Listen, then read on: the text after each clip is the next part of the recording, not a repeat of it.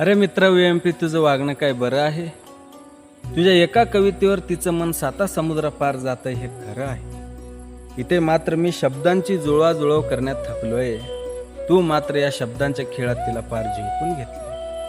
तुझ्या शब्दांचा पाऊस असा धोधो पडतो की त्यात माझा प्रेमाचा ओढा पार वाहूनच जातो. तुझी एक ओळ संपत नाही की दुसरी उभी असते.